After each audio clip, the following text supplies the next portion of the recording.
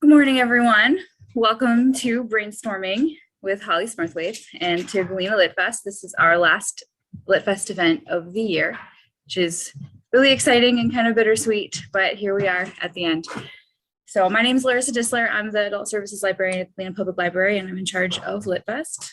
And this is our 7th year, our second virtual year, and we're really excited to be here. So just some housekeeping real quick. You'll find that you are unable to mute yourselves.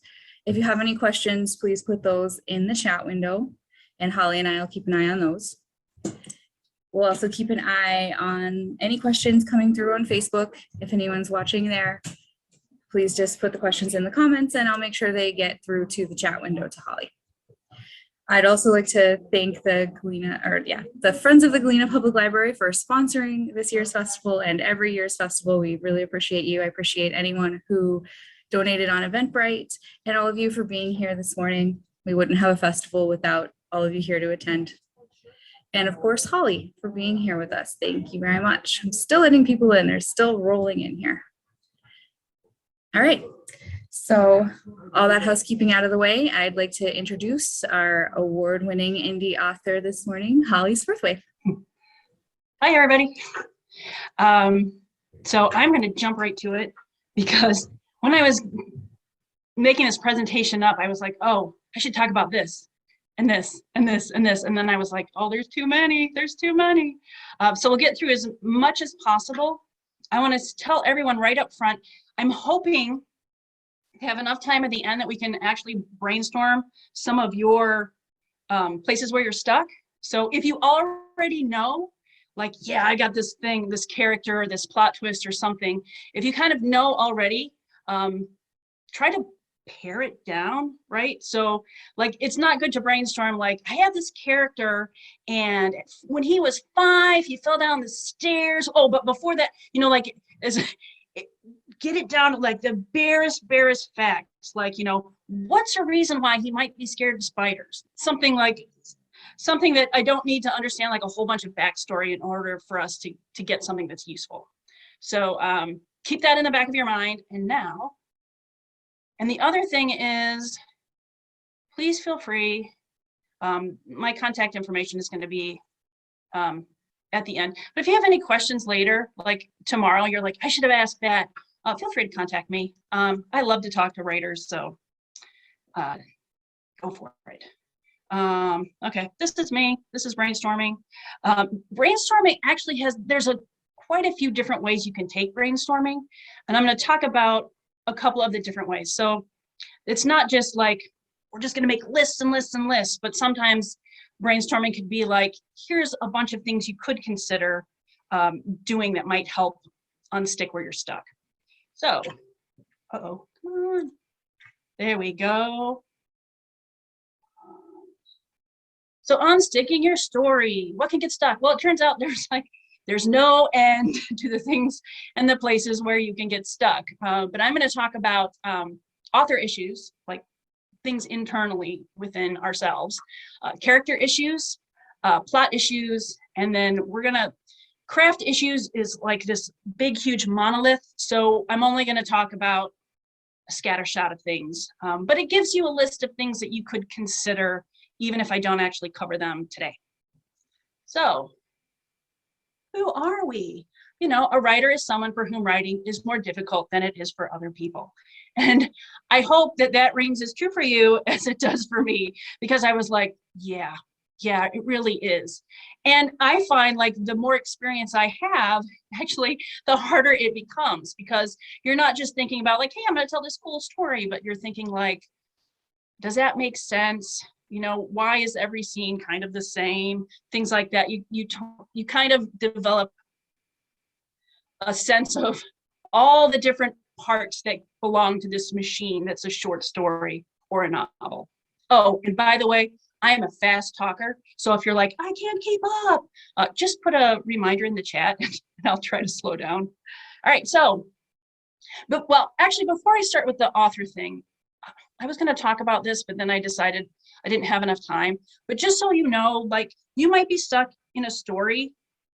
Maybe it's not you, maybe it's the story, right? Maybe this isn't the story either that you're able or ready to tell right now. Like you need to gain some more skills or experience in order to tackle that particular project. Or it might just be like, it's just not going to work. And that's something that you kind of have to determine on your own. But let's say you're like, yeah, this story could work, but why can't I sit down and do it? Why can't I finish it? Why can't I address the things that are going on? And one of the biggest thing is, and you might not even realize it, but maybe you're afraid when you finish, like, no one's going to read it. No one cares. It's awful. It's horrible. Or maybe just the opposite. Like, what if a bunch of people read it? What am I going to do next? Once I'm done with this, this novel that took me 5 years to write, and this is actually true. Like, people are going to say like, oh, when's your next book out? And you're just like, oh, really? I just finished. Can't we just bask in this one book for a while? And maybe internally you can, but maybe internally you can't. And that's just the sort of thing you just have to look within yourself and address, right? Is this me? What's the best thing that could happen? What's the worst thing that can happen? And the worst thing is probably it's not likely you're going to start getting hate mail, right? or whatever it is you're afraid of. And just kind of confront that within yourself. And if you resolve that, you might find that's all you need to get yourself unstuck. Fear of offending, especially if you have characters based on real people, you might be like, ooh, what if my dad reads that and thinks like how dare you? Or maybe you have a character that's racist and you're like, I don't want people to read this and think like, oh, that author is racist. That's just something that you have to deal with. Like, you have to say like, okay, maybe some people will think that. Do I care? And if I care too much, and that's completely legitimate, then you have to change your story, right? You have to take that out. You could put an addendum at the end of it. You could put something in the beginning like, hey, just so you know, these characters don't necessarily, speak for me. Do whatever you need to do in order to kind of put that concern to rest. Imposter syndrome, like, who's going to want to read my book? Particularly your first book, right? I've never written anything. Who's going to want to read this? Like, who do I think I am? How can I call myself an author? I'm just a writer. I'm somebody who dabbles. You need to find a way to sort of own that title, right? I'm an author, right? And no matter how good or bad your book is, right? Once you publish it, you are an author. Not necessarily a good author, but you are an author. And again, not necessarily a bad author. So you just sort of have to kind of come to grips with that yourself. And then priorities, right? We have jobs, we have families, we might have people who are sick, we might be sick ourselves, right? We might have doctor's visits scheduled all the time. And so you just kind of have to decide, like, where does writing fit in my hierarchy of needs and the things I want to accomplish? And if you decide like, okay, it's not number one, but I want to make it a priority once the things that I must get done. And then you can just figure out how that looks for you, right? If you have a kid, like last year, like you're home, everyone's virtually learning, and then you're just like, I can't get anything done. Maybe you can find a way to take an hour on Saturdays, an hour late at night, figure out what you can do, and then make that the priority. And tell everyone, like, look, nobody call me, on Saturdays from 10 to 12, I'm doing my writer thing. And then unless somebody's bleeding or the house is on fire, nobody bother me, don't talk to me, turn your phone off, turn your internet off, and make that a priority. And then bit by bit, you'll get where you're going. And the other thing is, like, don't not write because you don't have a 4-hour chunk, right? There are people, you'll read stories, right? There are people who wrote their books on their phones, in their cars, on their lunch break at work, right? It can be done. On the other hand, you might be a person who cannot do that. Like, it doesn't work for you. You're sitting in your car on your phone and you just want to weep, right? So that doesn't work for you. Try something else, right? There are a million different ways to tackle any one particular problem. And then the last thing I want to say is begin again. And this is like a meditation technique, right? You're sitting there, you're at one with the universe, you're counting in your breaths, you're focused on the breathing. And then, well, if you're me, you're just like, don't know about that one scene. You know, your mind just goes somewhere else, or you're like, my nose itches, or whatever it is. And then in meditation, you're not supposed to go like, oh, why can't I just sit here? You're just supposed to say like, oh, okay, everybody does that, so I'm just going to start over again, right? If you haven't written in 6 months, don't let that mean like you have to take another 6 months. Like, well, I guess I'm just not a writer anymore. No, just start, right? If you took a month off, start again. There's no rules, right? We set our own rules. It's one of the great things about being a writer. You can start whenever you want. You can stop whenever you want. You can pick it up whenever you want. You could pick up something that you put in the drawer 5 years ago, 20 years ago, something you wrote in high school. At any time, you can dredge that up and work on it. That's one of the great things about being a writer, right? You can do it anytime. So, caveat, sometimes it's you. Yeah, sometimes it is. Sometimes you're just not ready for whatever you're doing. And one of the ways you can tell that, right, is if every time you write, you have like 5 stories that you got halfway through, well, then it's probably not the story, right? It's probably you. There's something about you that when you get to the halfway point, you're just like, no. But if you always finish and then there's one where you can't finish, it's probably the story, right? So does anyone have any questions about that? No, great. Let's move on to the fun stuff. Motivation. What if you're like, I don't know how to make myself write? Sometimes you can just do the math, right? Like, I want to write 80,000 words, and I'm going to write 1,000 words a week, right? And then you get like 8 weeks, you have your 80,000 words. Is that right? 80 weeks, whatever, do the math. Like, this is how much I can do. And just, it's like, how do you eat the elephant, right? One bite at a time, which is great advice, but you actually have to start eating, right? The elephant's never going to get eaten if you don't take that first bite. So figure out how you can manage yourself, how you can set yourself a goal that you're going to succeed at, and then start doing that. Accountability helps immensely, because if no one's looking over your shoulder, no one will know that instead of writing, you binge watched something on Netflix. There are plenty of groups. You can start your own groups. One of the great things about the pandemic is now there are sprints everywhere. I belong to a few groups. The Creative Academy for Writers has sprints, I think, almost every day. I belong to Sisters in Crime, the Chicago branch. I think they have sprints every day. Anyone out there, Facebook or on the live thing, put in the chat, like, where you go. If you do sprints, put it in the chat. And then if that works for other people, then you can do that. There are also a ton of apps and websites. At the end of this, there's, I made a resource sheet, couple sheets. So it's a Word doc and a Google doc. And so I have a list of a bunch of apps and stuff that will help you write every day or set goals and keep them. There's an accountability app called Stick, STIKK, that's particularly nefarious because you can set a goal, any goal whatsoever. And then if you don't make your goal, you like donate money to a charity you hate. Like Democrat or Republican, like if a Democrat doesn't make their goals, like the Republicans get like a chunk of money. And for some people, that's really motivating, right? You're like, no matter what happens, if I'm, in an iron lung, I'm getting this done because I can't give them my money. And then you can also like reward yourself, right? Like if I get, 20,000 words done, then I'm going to take an entire day to read a book. You don't have to buy yourself something, although you can. You can be like, oh, I'm going to buy that new pair of shoes, or I'm going to buy fancy chocolates. Whatever like excites you, you're like, yeah, I really want that. Give yourself that reward. You can also use that for your family. Like, hey, if you guys leave me alone all for this 2-hour chunk on Saturday, then we can go to the park. We can, watch a movie. We can, put together a puzzle. Like figure out a way to get people on board by bribing them.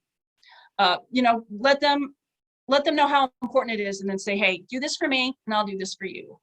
And some people work better with the stick rather than the carrot. Like I cannot watch TV until I finish 1,000 words a day. I cannot read a book. I can't do whatever. I can't go out. Well, you should let yourself go for a walk. But you know, whatever it is, like if you don't make that threshold, then you can't do that thing. Whatever it is that motivates you, and it's going to be different for everyone, like leverage that to make yourself get your writing done. And then this takes a moment to load. Anyone who's ever heard Neil Gaiman, he's like, amazing. So this is his way of sort of motivating himself. So let's listen.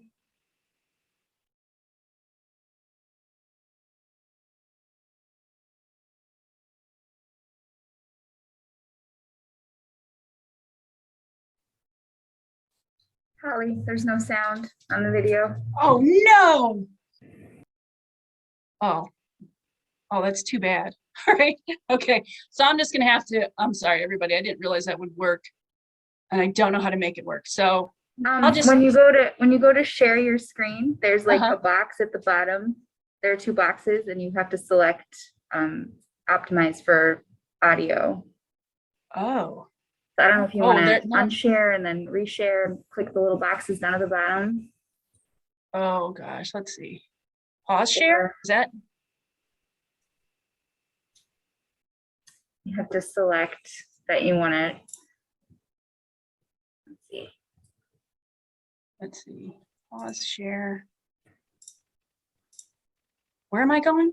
I would just stop. Oh, the MX. Or you can leave the link for this video for people to watch later. It's if that would be easier.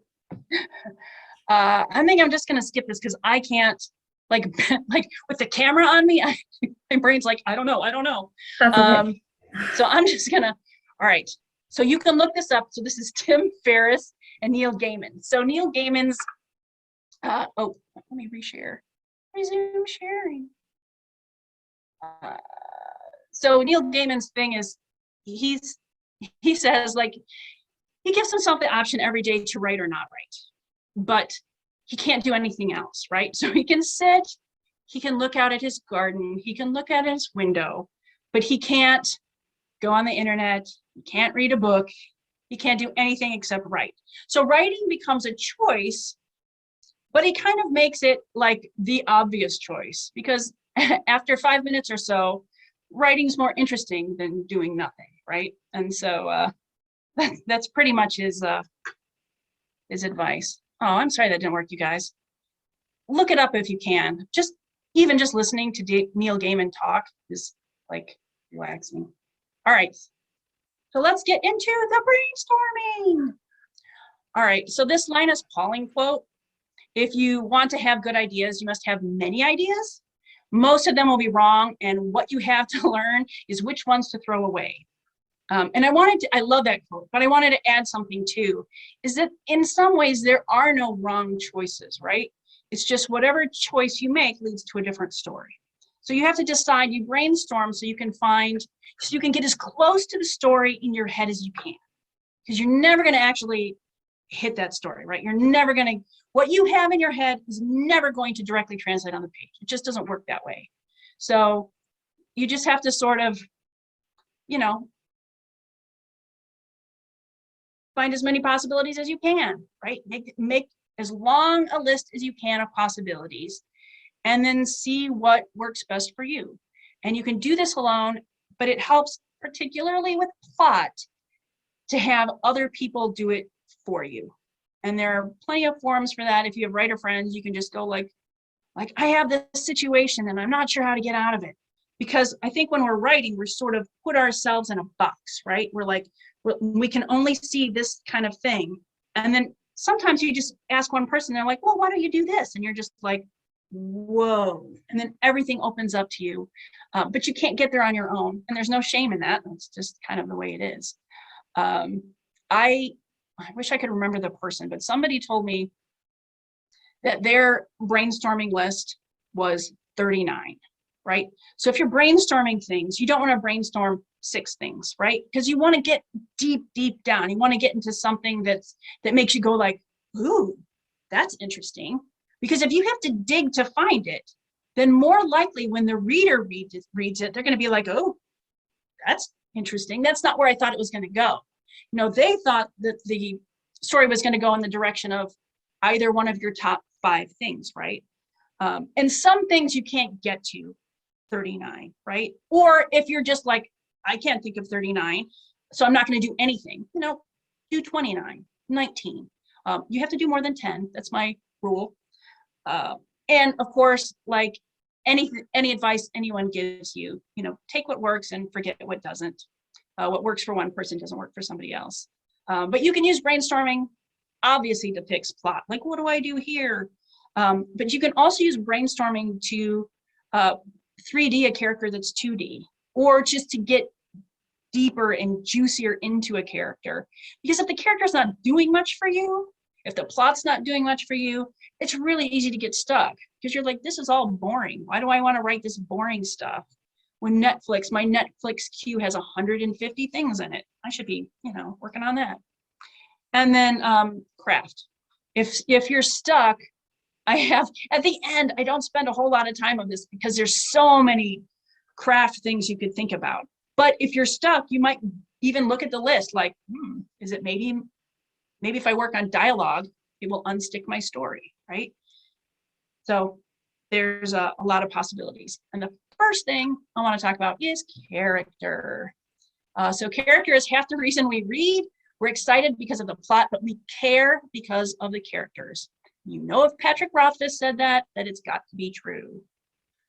So what kind of character issues might you have, or where do you even start?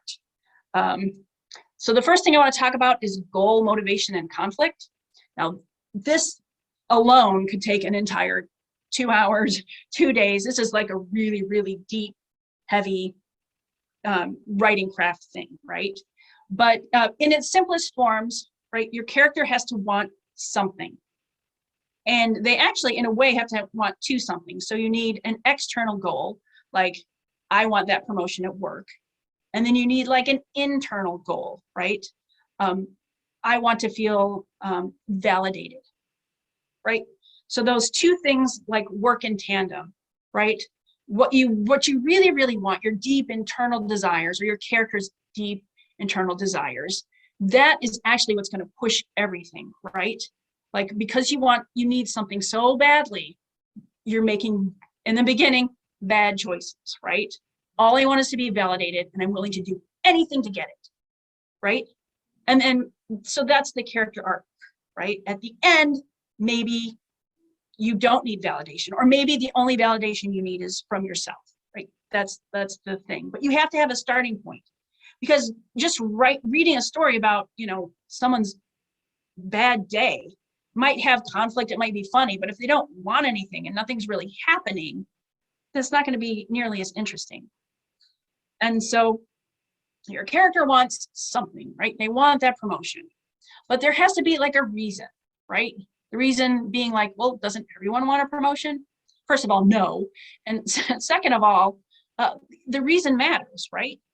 And the reason is actually, I think, the most important part of this like trifecta, because the reason you want a promotion will, for one thing, direct the plot and where it goes. And it's also like a key to your character, right? So a person who needs validation, right? The reason that she might need that promotion is, say, her father, you know, always said she'd always fail, right? Her father was always like, you're a loser, you're stupid, you'll never amount to anything. So this promotion, right, is going to prove to him like, hey, I am important. Look at this. You know, 50 people are up for this job, but I got it because I'm smart and I'm talented. And now you must see it. Which of course we know from fiction and real life that that's not always true, but your character thinks it's true, right? Particularly in the beginning, they have to have a motivation. And again, if you're like, I don't know, you can spend 10 minutes, 15 minutes, set a timer if brainstorming is like scary for you, or you're like, I'm just going to get lost in a black hole, and make a list. Like, why would it be important that she gets this promotion? And if your gem of the story, if the thing that made you want to write it is that you had a really deep connection with your character, you may already know this, right? So you don't have to brainstorm it because that's part of what's inspired you to write whatever you're writing. But if you don't know, if you have a situation and you're like, well, why would she want to have this promotion? And then spend 15 minutes and go like, these are the reasons, and then keep going. And sometimes you'll find yourself going into weird places, right? You're writing a contemporary romance, say, and then all of a sudden you're thinking like, why would she want, you're at 20 and you can't think of another reason. And you're like, maybe an alien came down and put the suggestion in her head. And brainstorming, I hope we all know, it's like, that's not the time to go like, well, that's just wacky. At the time, you're just like, all right, I need 39 things. So I'm just going to come up with some wacky stuff.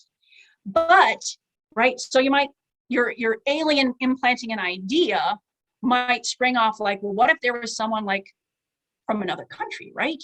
Like a resident alien, and that might spring something that's more in line, right? So you don't want to sort of shut everything down right at the beginning. You want to start shutting things down one at a time as you go through the list until you hit something that makes you go like, ooh, that is so good. I totally want to write that, right? That's what we're trying to get to, right? We're trying to unstick and get to the point where we're like, yes, this is the story I want to tell.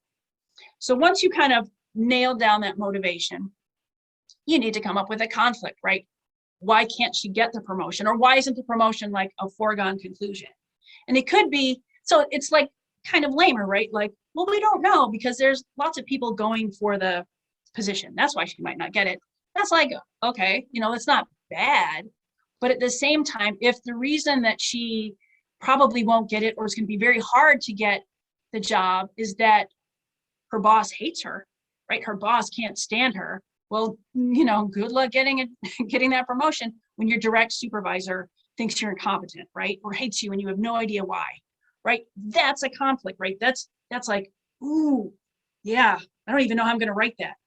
That's actually a good place to be, right? Because you can, once you find yourself in a corner, you can brainstorm your way out of it.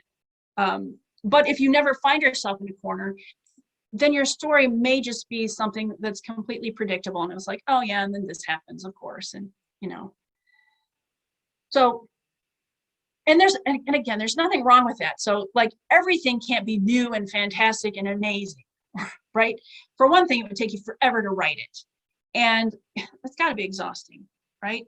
To brainstorm every little detail. But when you get stuck or when you're just like, I don't know. I mean, that's an okay reason. Keep going. Go until you find a reason that makes you really want to write. Does anyone want to talk about that before I move on to the next ones? I can't see the chat, so Larissa, if there's any questions, will you let me know? Yep, there's nothing in there right now. You can go ahead.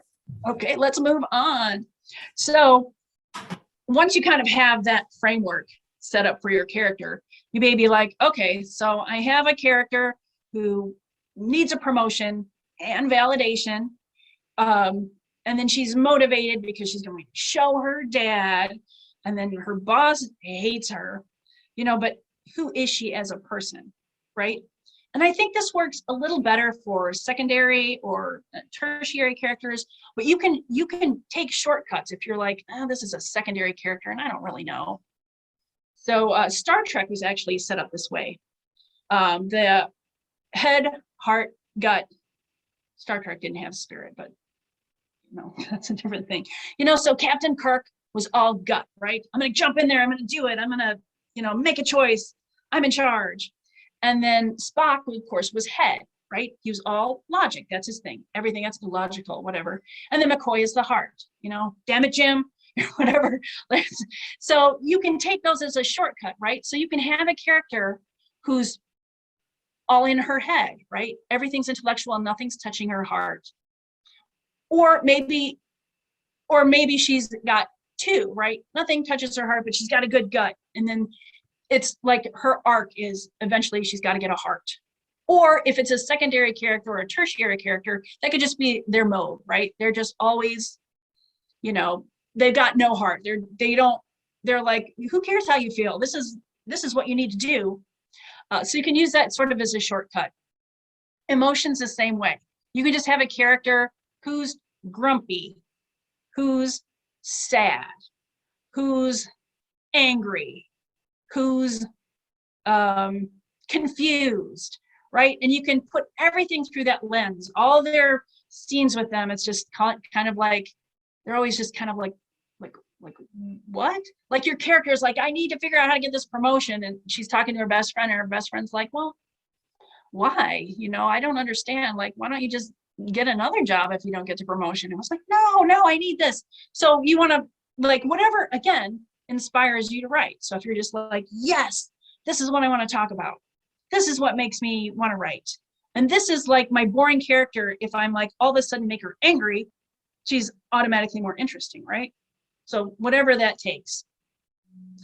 And then you want to talk, you can do shortcuts with archetypes. And in the resources, I have a link with a whole bunch of different kinds. But you have like Jungian archetypes, right? So you can have like the mother, like the leader. You can use those to sort of get a, like if your character was a sculpture, right? You can get, that's your block of clay with a really rough outline.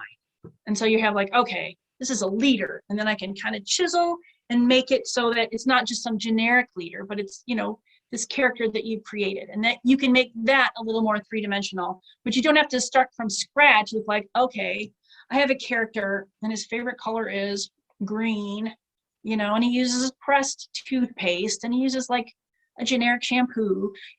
Those things might like create a character for you, but don't think like you have to start going like drilling down to the minutia to figure out like a secondary character. Like maybe you can just take this shortcut, and then you're not mired down in your stories. You can just kind of take off and run. And then my favorite actually is imagery. So I'm going to skip that right now and jump down to, I'm going to go right back to it. So twists and quirks, right? So if you have a character who you've decided like, I'm going to use this archetype of a leader, and maybe you want to combine some things. It's like a leader who leads with his heart, right? So you think in your mind like, okay, here's this leader that leads with his heart. And maybe a fictional character in a movie, in a TV show, in a book, and you kind of want to kind of base it around them. So you have like this thing, and this is who they are. And then you want to find something that doesn't belong, right? There's like a leader, and they rule with their gut, but they love flower arranging. And you're just like, what? That's weird. What's so interesting? Why did they like flower arranging? And that's something you can brainstorm, right? Because you might be like, flower arranging, that's dumb. But again, you just think it's stupid. Once you're done with the list, you can go, flower arranging, that's dumb, I'm not going to do that. But you figure out something that makes something that feels like a cardboard cutout something different, because every real person has some contradictions, right? There's someone who's so patient and so kind. They give to people, they can sit and listen to somebody talk for an hour, but when they get in their car, they're like, get out of my way, I'm in a hurry. And you're in the car and you're just like, who are you? But there are people like that all the time, right? And you want to find something, again, when you're doing your list, that makes you go like, oh, that's interesting. And if you want to make it even harder for yourself, or you feel like, yeah, I already know that, but you can say like, okay, if you have this secondary character, and what's their weird quirk? And it could be like, and you're thinking about your main character, right? Your main character needs validation. So what quirk could your secondary character have that's going to make that your protagonist uncomfortable, right? It's a person who's so supportive and so loving and patient, but maybe instead of being in the car, like they have like no patience for like whining. Or again, you would do the list, and then if your protagonist does something that triggers this thing that's a little off, then you have conflict, right? And then you have something that shows both characters, and then you increase the tension. So when you're making the list, like, don't pick the one that's most interesting. I think that's the most important, rather than trying to think like everything has to be interrelated, because it doesn't. But if you have a list and you're like, oh, there's 2 or 3 things, then you might say like, which of these quirks is going to work best for my story? It's going to work best to make things interesting for you and for the reader. And then, oh yeah, so this is a great example. Anyone who reads Laurel K. Hamilton, she writes Anita Blake. It's a vampire hunter story, and the series is still going on. It's huge, but she has like this badass vampire hunter who's like killing everything, and she kills. She feels nothing for it. She's really really tough, and but she's got like a stuffed penguin. She loves penguins. She's got like penguins on her mugs, and for one thing, so what does that do? That humanizes her, and it's interesting, right? Like, why does she like penguins? That's fascinating, right? So you can do that for yourself in the story. And you can also do this if you're stuck in your story and you want to write something, right? You can say like, I don't know what happens next in the story, and it's upsetting me, and I feel like I don't know what I'm doing, and the whole thing is horrible. Instead of like, well, you could take a day off and just not write. There's nothing wrong with that, right? You can go for a walk, you can read a book, you can watch TV, you can go skiing, play basketball, do whatever it is to get your mind off and then jump back in. But if you're like, I want to write something, I have my time set aside, right? It's my 2 hours for the whole week, and I've got to do something. Instead of beating yourself up, take some time to look at a character and do some kind of brainstorming. Like, what could I do? Like maybe you want to make her hair interesting. Like maybe right now she's just got shoulder length brown hair. Nothing wrong with that. You don't need, like, everyone's hair doesn't have to mean something. But if you're stuck, you might take some time and go like, okay, what if she didn't have brown hair? What kind of hair could she have, right? And make a brainstorming of that, right? She could have a mullet. She could have a mohawk. She could have big hair. She could have helmet hair, right? And then just do like hair down to her waist. She could have hair down to her butt. She could have spiky hair. Go down, go down, go down, go down, go down. Until you find something that's interesting, right? And you say like, what if she was bald? What if it's a woman who is bald? And then take the brainstorming the next step. Why? Why is she bald? My first thought was like, oh, maybe she went through, chemotherapy and she's got, cancer. Or again, maybe she's a friend who has cancer and she's shaving in solidarity. And they go down and down and down. Maybe she's bald because she lost a bet, right? Oh, what kind of a person, this is, maybe she did it because somebody gave her $20 or $50 or $1,000. Or maybe she did it because she has a boyfriend who said, I love your long hair, never cut it. Now she's bald, right? Go down, go down, go down, go down, go down, go down, go down. Until you find something that makes you go like, yeah, that's interesting, right? Because the person who is bald because they lost a bet is very different from the person who's bald because someone paid them $5. Is very different from somebody who's bald because somebody paid them $1,000, right? So again, you want to drill down and then pick the one that makes you go, yeah, that's interesting. And that way, the time that you spent where you can't write, you're actually doing something that's inspiring without having to directly attack the problem that maybe you're not quite ready to attack.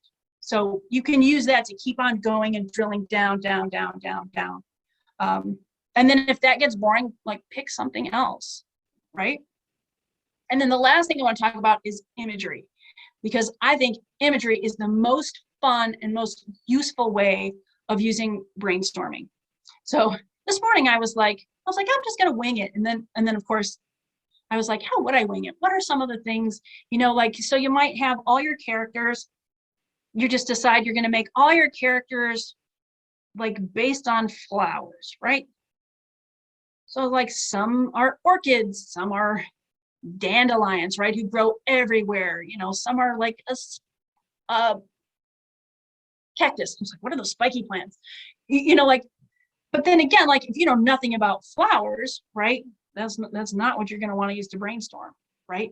But you can use anything. You could use weather. And this morning, what I came up with, I was like, what about like land masses? What would that be like? And then I was like, oh, no. And then I was like, oh, yeah. All right. So like all your characters, you're going to base on some kind of landform, right?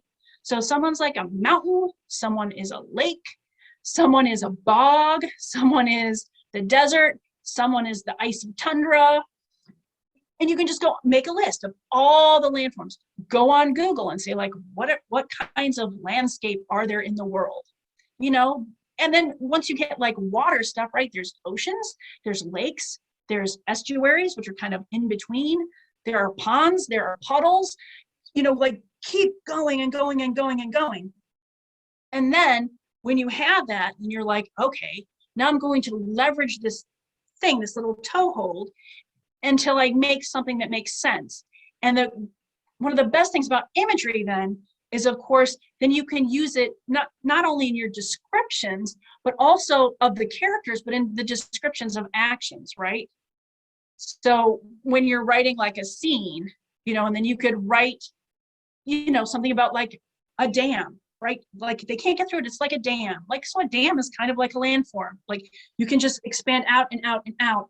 And so that when you're trying to describe something, you're like, I don't know how to describe it. And it's like, well, if my character is very cold, right? Then you might think of like, what are the aspects of a glacier, of a tundra, of the South Pole? And you can look up descriptions. You can actually look at it yourself. You know, it's like, oh, they're so cold. You know, they're so cold, it hurts to be around them, right? Just keep like brainstorm, like go down and down and down and down and down. And then when you need to describe something, then you can use that. And then you can use it so that when you're describing someone, you can kind of take that. And so you're not kind of doing like the, you know, she was 5'4" and she had brown hair and a pert nose, right? And there's nothing wrong with that. But if you want to do something more interesting during these times, particularly when you're stuck, you can just take a character and then do nothing but describe them without using hair color, without using height, you know, because someone could be like towering, right? A mountain, they could be towering.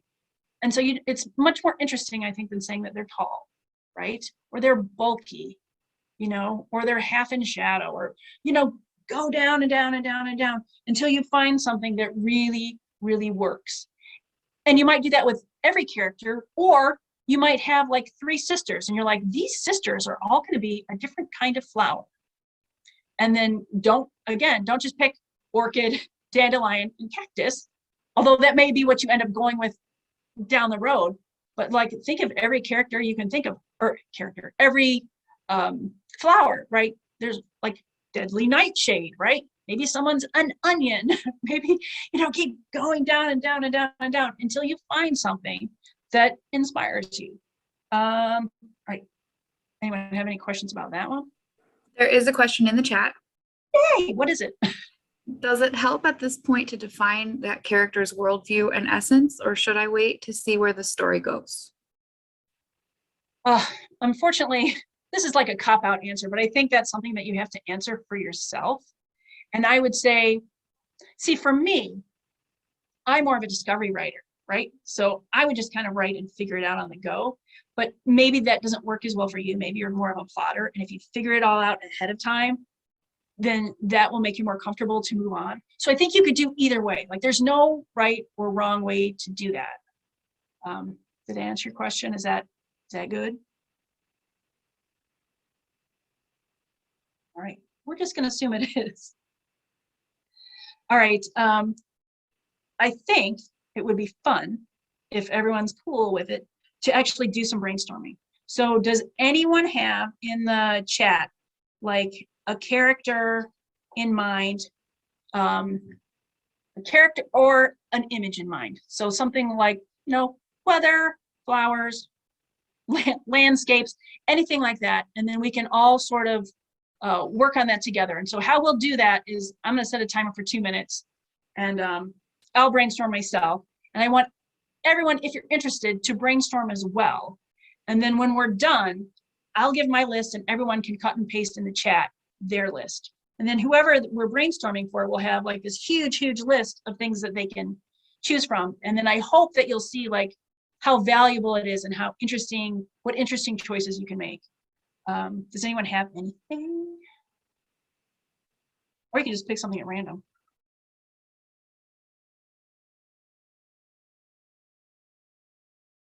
Don't make me open up the gallery and pick someone at random. Thomas says for a villain. Yes, let's do a villain. What kind of imagery do we want?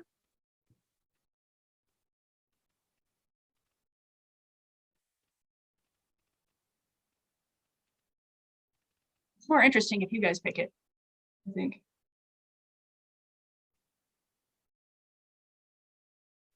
We've got fire. Yeah, okay. Okay, fire's a little bit narrow, so let's do natural disasters. All right, we're gonna take 2 minutes and think of how many natural disasters we can think up of in 2 minutes. Ready, go.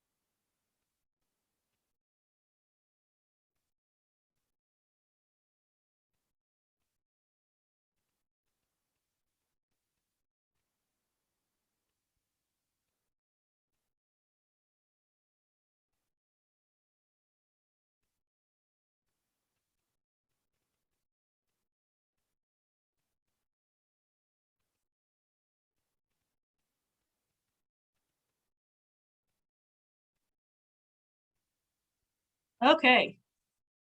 So you'll see when I read out my list, like I went around the bend, right? Because at some point you're just like, how many of them are there?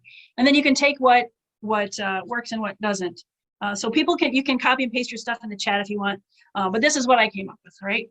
Forest fire, tsunami, mudslides, flooding, flash floods, lightning strikes, drought, that thing in the Red Rocks. So there's this thing in the Red Rocks where they're so dry. So if it rains, anyone who saw, I can't remember that James Franco movie where his arm is stuck in the Red Rocks. But anyway, so when it rains, what happens is at some point, all the water gets absorbed into the Red Rocks. And then it's like, there's like floods everywhere. Like it kills like a bunch of people. Like people who are experienced when the rain starts to go, they get up high because they know like at a certain point, all of a sudden water is going to be everywhere. But I didn't know how to describe that. So the thing in the Red Rocks, a bug infestation, sinkholes, power outages, no technology, Bible plagues, COVID, bacterial infections, lockjaw, pollen, because if you have allergies, pollen is a natural disaster, rock slides, right? So that's just what I did in 2 minutes. And if none of those work for you, you might go like, well, maybe weather's not my thing. And then you would move on to something else. Or you may say like, so your villain might be all of these, right? When every time your villain's in there, like, what's your villain going to be today? Today is going to be a rock slide, right? He's going to come out of nowhere and he's going to crush everything beneath him, right? He's going to close down the roads and now no one can pass through, right? Or maybe he's always a rock slide every single time, right? Or she could be a she. So you just want to take that, and then if nothing works, or maybe you were like, plagues is interesting. Maybe I'm just going to do a thing based on like diseases, right? He's heart disease, he's COPD, like go down until again you find something that's rich for you. You're like, yeah, I could get a lot of mileage out of that. Anyone have any questions after that? Yes, no, I think so. I don't see any questions, but there are a lot of brainstorming lists in there. Excellent. Good job, and everybody. I'm sure there was stuff that I didn't list, right? I don't know everything. So that's fantastic. Let's see, let's make sure I didn't miss anything I wanted to talk about. I think that's about it. All right, let's move on to plotting, my friends. Oh, wait, I did have one other thing. So when I was thinking about this, I was thinking about the differentiation of characters. So I think a lot of times in our first draft, everyone sounds like us, or the character, the generic character in our head. And then how do we differentiate? And sometimes that's very hard. So this morning I took 5 minutes and I wrote down a list of the different ways that you could say yes, right? So if someone asked you a question or wanted you to do something and you said yes. And so here's my list of, and I did 39, it took me 5 minutes, of different ways to say yes. There is some profanity in here, so if it offends you, cover your ears or mute or whatever. But here are 39 ways to say yes, right? Yes, yeah, okay, fine, whatever, sure, okie dokie, rock on, yo, roger that, affirmative, absolutely, a nod, a thumbs up, a shrug, I suppose, I guess it's possible, I don't see why not. If you say so, do I have to? Fucking A, probably, totally, duh, yeah, huh? Totes, suppose, if I have to, try to stop me. Absolutely, abso-fucking-lutely. I'd be delighted. What choice do I have? Fuck yeah, sustained. I'll permit it, of course, naturally, right? So the person who says okie dokie is not going to be the person that says roger that, right? So if you want to sort of, and you can do that for anything, right? You can say, how would they say yes? Or how would they say no? And then use that as kind of a way to differentiate your characters, especially in dialogue. It's actually kind of a fun exercise. So I think as a takeaway fun thing, if everyone wants to take some time after the webinar to do to list how many ways a person can say no, verbal and nonverbal, right? And see if that gives you some ideas for some characters. But now let's move on to plotting, which is I think what we normally think of when we think of brainstorming. Right? So this quote is, my life has a superb cast, but I cannot figure out the plot. I think you could substitute life for novel. Like my novel has a superb cast, but I cannot figure out the plot, right? That's, maybe it's just me. All right. So the first thing, of course, is not a typo. So your goal, motivation, and conflict should be driving the plot. So you want to make sure, a person who needs to be validated, what are the choices that she's going to make, right? And that's what drives the plot. She makes these choices, and in the beginning, they're probably bad. She makes these mistakes, right? Because she's learning. That's the arc of the novel. So you kind of want to hinge everything on that, right? Put that through your filter. And if you're a plotter, right, you do that in advance. And I'm not a plotter, so to me, it sounds like both how awesome would it be if I could just figure everything out just like before I started, and then terrifying and then horrifying, because I was like, oh, how boring would that be, right? Or you're somewhere in between. But you can, if you're a discovery writer, right, you can do that at the halfway point. You could do that all the way to you can wait to the end and then go through and go, okay, which scenes are out of nowhere, because there will be some. I know because I'm a discovery writer. I'm just I don't know why that's in there. It's funny, but it doesn't have anything to do with the story I want to tell. Or you can do it in advance, but you kind of want everything, because otherwise, that's what drives the plot, right? Her need, right, to be validated is what drives everything in the plot. It's her downfall. It's the cause of every misstep that she takes. And then once she learns, whatever it is you think she's going to learn, it's she's the one that decides, right? And then she's free of that arc, and she's made some personal growth. But you also need stakes, right? So what happens if she doesn't get to promotion, right? So you can do stakes maybe in the beginning, she's told her whole family, hey, I'm getting a promotion. Even though, because maybe in the beginning she thinks she's the only one up for it. I'm getting this promotion, it's going to be awesome. But then somebody else comes up, and then she's told everyone.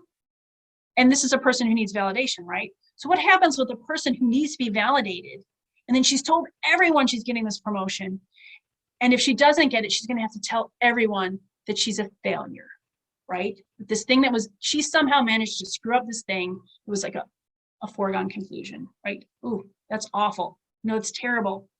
And then maybe you want to raise the stake, and then eventually you're going to want to raise the stakes. So maybe it's not just that she doesn't get the promotion, but maybe they're downsizing, and whoever doesn't get the promotion is going to be fired. You know, that's even worse. You know, not only is she going to have to tell everyone she didn't get the promotion, but now she's looking for another job, right? And then you can just grow and grow and grow and grow, because you always want the stakes to grow higher, right? You want things to get worse and worse and worse until, well, depending on what your genre you're writing, right? So sometimes they get worse and worse and worse until it's the worst of all, or until they turn things around. And then the other thing I want to talk about is story beats. So there are a ton of story structures. And in the resources, I list a couple of websites where they list several. So there's like there's like a 3-act structure, right? There's a beginning, a middle, and an end. But there are more complicated things like the hero's journey, right? There's your start in the world, and then there's a call to action. And you can look these up. And if you're not a plotter, then you may not want to do this at all, or you may want to do the simplest one possible, right? But if you take the structure, then you can brainstorm the points, the beat points, depending on how complicated, or I think the hero's journey, I want to say, is like 12 steps. It's like got a whole bunch. I write, my stuff is mostly romance, so I like to use Gwen Hayes's Romancing the Beat. There's a link to that also in the resources. So there's like an introduction to the hero and the heroine. There's a meet cute, which is how they meet, and it's so cute. And then there's like a no way, how it won't work, and then they're forced together, right? So you can brainstorm several options for each particular plot point. You know, what is the point of no return? Or what is the inciting incident? What could be the thing that sets everything on this path? And then you can brainstorm it. What could happen? Until you find something where, and there's usually, at least for me, there's usually 2, maybe 3, where you're like, maybe. And sometimes I can do a brainstorming and then none of them, I'm just like, no. And then you just kind of, I would recommend setting it aside, and then going back at a later date, right? And then trying it again. Or writing, because I'm a discovery writer, sometimes for me, I have to write to a certain point, and then I'm like, oh, okay. And now I'm in a better position to brainstorm, because I've actually gotten to the point where I understand the characters and I understand the situation a little better. I'm working right now on my second novel, and the first novel was like a hot mess. Like I was like, I'm gonna write a story, it's gonna be so fun. And then I just like, I just thought of things that could happen. Like, this would be interesting. What if this happened? With no idea whatsoever, like how it was gonna apply to anything. And so I thought, and the great thing is it was easy to write for me, right? Easy to write, but it was a pain to edit, because I was like, oh, well, this is so awesome. How do I make it? I wanted to make everything work, right? I didn't want to cut anything. I just wanted to make everything. How do I make this work? How do I wedge it in here? And then eventually I had to go, and I had a developmental edit for somebody to say like, okay, here's what's working, here's what's not working, because I couldn't see it for myself. Right. And then I had to decide, like, you know, what to keep and how to join things together. And so I thought, well, this time I'm just going to plot everything, except I'm not a plotter, right? So I was like, well, I'll just do like the beats. And I did. I came up with like, these are going to be the points that I'm going to hit. And then when I started writing, I was like, well, turns out, no, these are, you know, I need different plot points. And then I just would readjust on the fly. So I would get to like the quarter point, and then I would change everything, and I would change everything in the back, and I would change everything going forward. Then I'd write a little more, and I'd be like, oh, actually it's this. And I would go change and then change, which sounds extremely inefficient. And it probably is, but for me, it was actually a lot more efficient than my first novel, when everything was just like, here's what's gonna happen. So you can take this, and you can also do it after the fact, right? If you're like, I don't want to brainstorm anything, you might write it out and then say like, okay, here's like where things twist, where things change, where something unexpected happens. But maybe it's kind of like unexpected thing, or you're like, I don't know about that. And then you can brainstorm from there. And like, well, how can I change this? And you can radically change it, or you can tweak it, right? Depending on how happy you are with what you wrote. So, there are levels to brainstorm. You don't want to brainstorm every little thing, right? Like the two characters come in the room, let's brainstorm what they could talk about. And like, well, if he says this, what are the 5 things she could say in response, right? That's a great way to avoid writing if you want to play that game with yourself. But know that you're playing that game with yourself, right? You don't want to, I don't want you to feel so overwhelmed with brainstorming that you actually can't get anywhere, because you can overdo it. So just hit the plot points and see what works and what doesn't work. And maybe all of them work but one, right? That would be a great problem to have, because then you can just focus on that one thing and change, particularly if it's at the end, right? Because then you only have to change this, the little tail end part of whatever you're writing. And the other thing you can take a look at that I think really could use some brainstorming is setting. Now, some people love setting. They want to know exactly what the room looks like. They want to know the texture on all the chairs. I hate setting. I hate to write setting with a very deep passion. And I don't even like to read it. Like if you're describing like a room and it's a big paragraph, I'm skipping to the end. I'm like, I don't care about, the Queen Anne claw feet of the chairs. I don't care. But you can take the setting, which could be like where you are in physical space, and also time of year, and maybe you can tweak those and make something that's very boring interesting. And the best example I can think of is if anyone's ever seen When Harry Met Sally, and if you have, you probably already know what I'm going to talk about. And if you haven't, you should totally watch it because it is a classic for a reason. But Billy Crystal's sitting in, and he's telling his friend, Bruno Kirby, about his divorce, right? How his wife left him, how she walked out of him. And the conversation is very serious. And this is, of course, a romantic comedy. And what makes it interesting, what makes it so memorable, which makes it brilliant, is they're doing all of this at a Giants football game. So they're in the crowd, and everyone else around them is, of course, watching the game. He's telling him, like he came home and his wife's, she said, I just want a trial separation. And he's like telling this heartbreaking thing about his wife says, like, at one point, he's like, don't you love me? And then she said, I don't know if I've ever loved you. And then they do the wave. And it's so, the things are so disparate that it's hilarious. And even if you're not writing a comedy, you can maybe take what's a boring conversation, and instead of having to rewrite it or somehow make it interesting, you can set it in an interesting place, right? So instead of having your conversation at a restaurant, maybe you're having it at the aisle of the grocery store, or maybe you're having it at PetSmart while you're waiting for your pet to be groomed. Maybe you're having it as you're on the beach with a metal detector.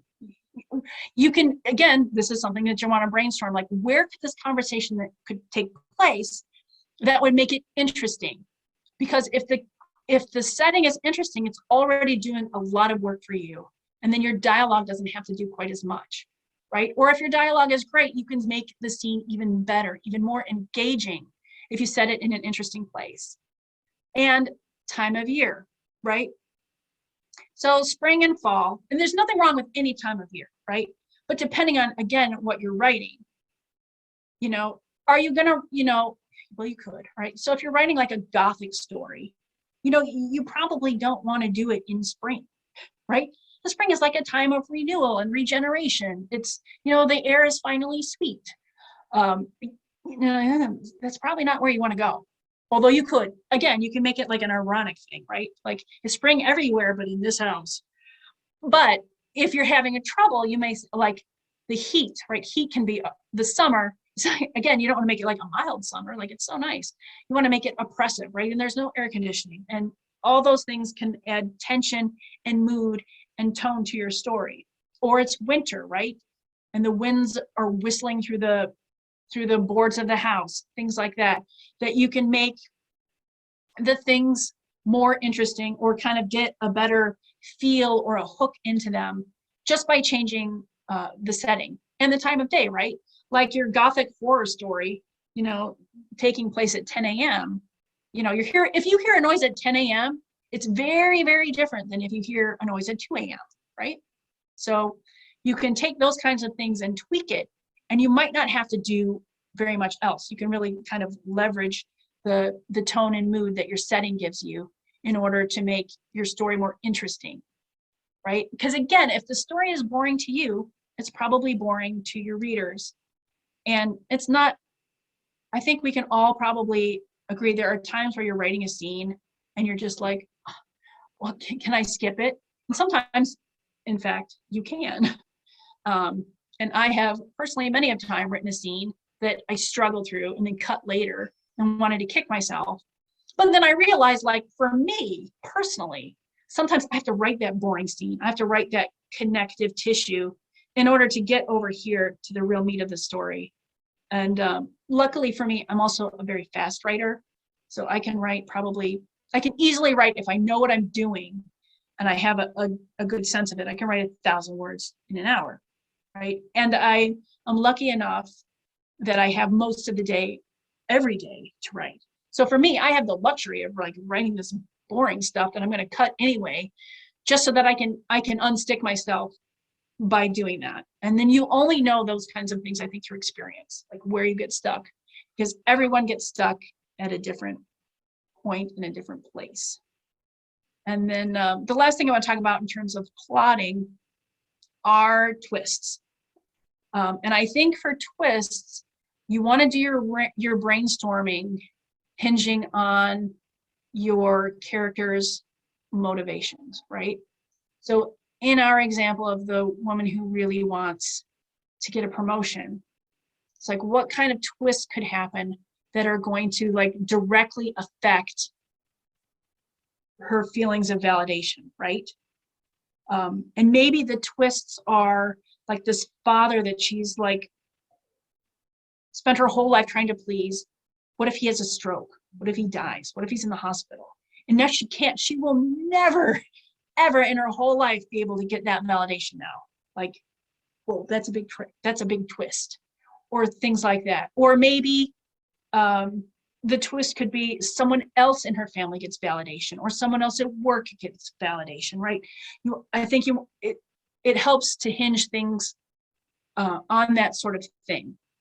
Or you can also go down the road of, okay, what are things that a person might screw up if all they care about is validation, right?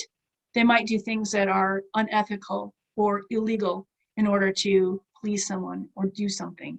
And that might be a twist, like someone who's got a very strong ethics reaches like this tipping point where now they're going to do something really, really stupid. And then they're going to find out down the road just how stupid they are. But I think if you want to do twists like that, you want to kind of try to hinge it as much as possible on goals and motivations. And tightly linked to that would also be like emotional wounds, or it's also sometimes called their fatal flaw, right? Like, this is the thing, her need for validation, it's going to get her, that's going to totally screw her down at the end. And you don't necessarily have to think of all these things on your own. This is in the resources as well, but if anyone,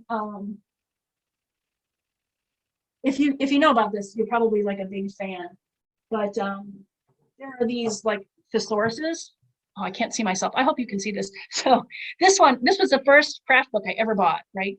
The Emotion Thesaurus, right? So if you look up and somebody is, so probably, okay, a person who needs validation is probably scared a lot of the time, right? She's scared that she's not going to get it, that she's failing, right? So when you look up fear, they have, you know, like physical signals. So when you're writing, you know, you might have her hands jammed into the armpits or self-hugging, right? Ooh, that's so helpful. Internal sensations, right? an inability to speak. There's like a whole list. Mental reactions, wanting to flee or hide. Cues of acute or long-term fear, insomnia, heart giving out, exhaustion, depression. You can use all of these, to jumpstart yourself without having to figure it out on your own or make a list on your own. And these thesauruses, there's like a ton, and I own most of them. So there is emotional wounds. There's a positive trait and negative trait thesaurus. So if we look at like a negative or a positive trait thesaurus, right? So someone who needs to be validated, right? So she's probably like an overachiever, or what's the word we can look for that? Someone who is very, we'll say, dependable. But that's not dependable in there. We could say, and there's a whole bunch of them, right? Adaptable. That's probably one. It's the very first one. She's probably adaptable. You could go through the list, right? Appreciative, ambitious, charming, confident, creative. Like there's the list goes on and on and on and on for pages, right? And then you can find the one that when you read it, you go like, ooh, yeah. And then she's got more than one, right? And then so someone who say wants validation, right, is probably very accommodating or probably easygoing, right? She wants to go with the flow. But someone who's easygoing, right, maybe is indecisive, right? So there's like a negative thing also accommodating to that. And someone who's indecisive, what kind of troubles could an indecisive person get into? And you can list those when you're trying to figure out what's going to happen next when you don't know. I mean, when you do know, there's no sense slowing yourself down to look at this kind of thing. And then you're just like, I don't know. One other resource that I have, I just got this and I haven't really had a chance to look at it, but there's the Trope thesaurus, right? So tropes, sometimes I think tropes get a bad rap because you think like tropes do not mean cliche, right? A trope is just a situation. And probably you already have tropes that you love. Like for me, I absolutely, enemies to lovers. Like, oh, yes. If I'm reading a romance, that's my favorite. It's my absolute favorite. And I don't care for much for, say, there's like a best friend's brother or your brother's best friend. Like those are okay. And I can read a novel where that's in there and thoroughly enjoy it. But it's not going to get me going as much as like enemies to lovers. Like, yeah, let's do the hating game. Yes, yes, yes. Or I also love magical academies. Like you take some supernatural people and you put them in an academy and there's like bullying and there's like all this high school stuff. I'm like, yeah. So my threshold for how good the writing has to be is much lower when I'm reading some magical academy thing than if I'm reading, say, like a contemporary romance where it's like a second chance. Like a second chance love is fine, it's good, but it's got to be a much better for me to give it, say, 5 stars than my magical academy. And if you're just like, I don't know what kind of stuff to put in my book, there are people, again, like if you're like a magical academy person, then like your book is going to appeal to people who like that. So here's like a list of some science fiction and tropes, right?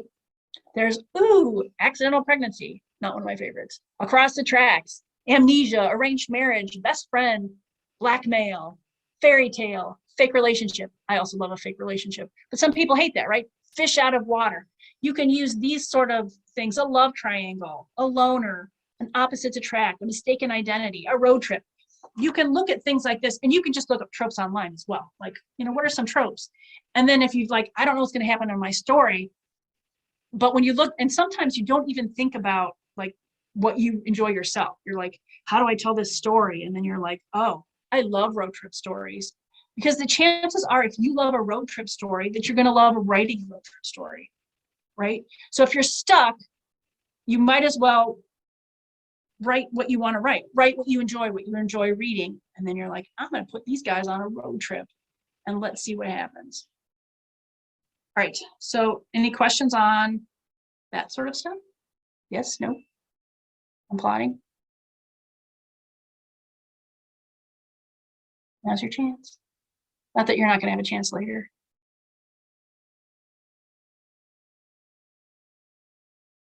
Okay. All right, so let's do another brainstorming. So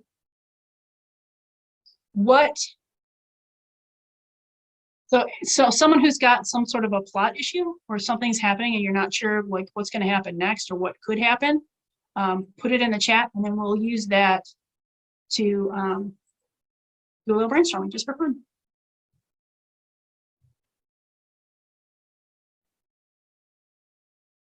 Really, someone's stuck somewhere.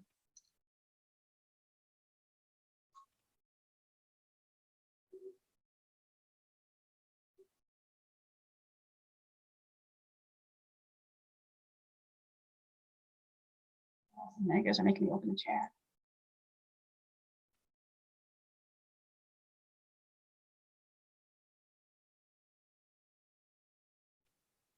Yes, Emotion Thesaurus is awesome. Okay. All right. No one wants to share.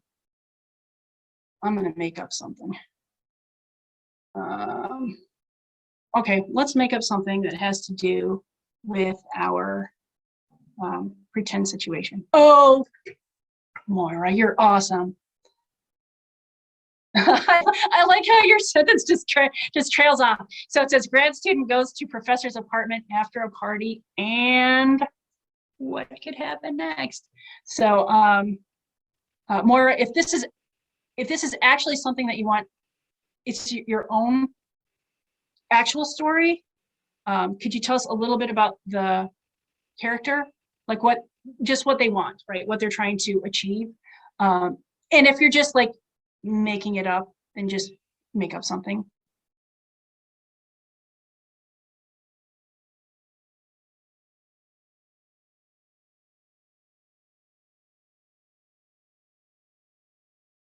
I took a class from Lori Schnebley, and it's called Plotting via Motivation, which I recommend to everyone because it's absolutely fantastic. Unfortunately, she only teaches it once a year, sometimes if you're lucky twice, and her classes always sell out. But so her thing is she hinges everything on the motivation. And as part of the class, there's like a list of different motivations, which I can't share because it's her stuff, but you can look up stuff like motivations and find stuff. Ooh, here we go. Oops. Where am I? Oh. Okay. Okay, so here's the situation, right? A grad student has a crush on a professor, and the professor pays attention to her at a Halloween party, and she wants something to happen, and she thinks he does, but he wimps out. So sad. Okay. All right. So for me, I'm going to give her a motivation of love, right? All she wants in her life is love. No, that's too easy. I think I'm going to do I'm gonna hook up at a party. Attention. All she wants is attention. Right? And you can put up whatever backstory you want. She's like 10 siblings or whatever. What she wants is attention, right? All she wants is attention. So she's at this party and she's trying to hit on or trying to connect with this professor, and she's getting shot down. And in your mind, you can do it like she blatantly came up and asked him, or she just kind of hinted at him and then he hooked up with someone else, whatever. But once she has this rejection, what's something that she might do as a result of it, right? She's just been rejected and all she wants is attention at this Halloween party. What might happen? All right, I'm gonna set my thing for 2 minutes. And then let's see what we all come up with. And again, this is probably just for fun, but we're still gonna like copy and paste it in the chat so people can see what what everyone comes up with, because it's always amazing to me how different people's brainstorming can be. All right. Holly, Mark, yeah. Susan has her hand up. Oh, I'm gonna unmute Susan. her for a second. Yeah. I just had a different one. I'm sorry. I had my hand up to say a different scenario, but we're working on Mara's now. So I'm Okay. Well, hold on to that, because I still got like 40 minutes. So, and I'm hoping to get through the craft stuff faster so that we can use yours. If we're done, we can just do some brainstorming just for fun. So hold on to that idea. All right. But for right now, let's do more stuff. The Halloween party, the rejection at the Halloween party. On your mark, get set, go. 2 minutes.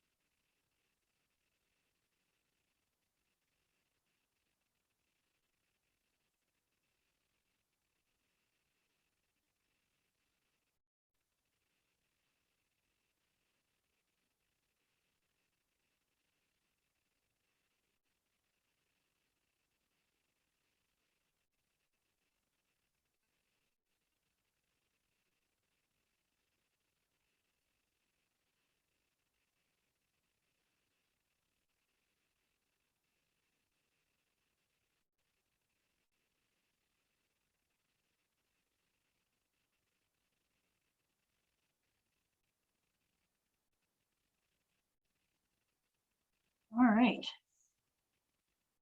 Hope that was fun for everyone. So put your stuff in the chat if you want. And so this is my list of what I came up with for this situation. So once she gets rejected, what does somebody who really wants attention do? All right. She might hit on someone else. She might get wasted. She might dance on the table. She might key the professor's car. She might, she might make a drunk speech. She might follow him around. She might write a scathing email. She might file a false report of sexual harassment. She might decide to cut off all of her hair. She might get a face tattoo. That's one you would eliminate later. She might become a model. She might become a prostitute. She might join or form a band. She might go on YouTube and make a viral video. She might hook up with an abusive ex. And that's, of course, just in 2 minutes, right? So I'm hoping that you guys can kind of see like just on your own, you had your own list. And then hopefully people put stuff in the chat, and then you can see like, you think that there's this many possibilities. There's actually just like a ton. So I would also recommend, and I think I said this earlier, but if you're brainstorming and you're like, what could happen at this party? And you go through your list and you're like, I hate every single one of these. Like, that's not her. And I think it's a lot harder the closer we are to a character, because you'd be like, oh, she would never do that. Oh, she wouldn't do that. And so there's 2 ways to go about it. So the first one would be like, if she would never do that, think about like, is that actually true? Or what would it take for someone who would never do that sort of thing to do it? And then that might be your key point, right? So like, if you were like, she would never, ever, ever dance on the table, right? That's just, she would never do that. She's shy, she's quiet, like, and then you might brainstorm like, okay, but how mortifying would that be later then, right? So the easy the easy answer is just like, oh, she just gets drunk or she gets high. But if you brainstorm it, maybe there's an even like weirder reason. You know, like maybe you're like, oh, maybe like her best friend or her mom was a stripper. Or, you know, and they're just like, you know, you can add that backstory depending on where it is in the story or how it fits. And then she's like, always wanted to do something like that. But then she's like, you know what? This was the last straw, right? You don't want to look at me. Try not to look at me now. I'm on the table. I'm dancing. Again, whatever fits the character, what fits your story, and what makes you want to write it. But if nothing you come up with, like nothing works, phone a friend, right? Find another writer, a friend, a writer group. Facebook, I'm sure, has a group where you can go in and say like, hey, I have this situation and I can't figure out what to do. You know, what do you guys think? And then a lot of times I find that the suggestions people make don't work, but they'll spark something that does. You're like, ooh, that won't work, but what if, whatever. So don't feel like if you can't figure it out on your own, you're not a failure. It's just, you don't have the perspective and the distance that other people will have. And it's been my experience that people love to brainstorm other people's stuff because everybody else's problems are so much easier than your own, right? You have no way out of your box, but you can see 50 ways out of everyone else's. And that's just the nature of the beast. So it's good to like help a friend out, and it's I've never met another writer that didn't want to help, that didn't want to like figure something out. It's fun, right? It's fun to go like to think of all the possibilities a story could go. And that's why we're writers, right? Because we're like, oh, what could happen? You know, like I think like when I watch movies, I'm always like, what could happen? What could happen? And if I read a book and I don't like what happens, I was like, oh, would it be great if you had like this part of the story, but then it went in this other direction? And I find that very inspiring. So feel free to, you know, lean on other people to help you get where you're going. Because again, you will literally think of something that you couldn't think of on your own, right? If you have to ask somebody else to figure it out. Does anyone have any questions before I move on to the last section?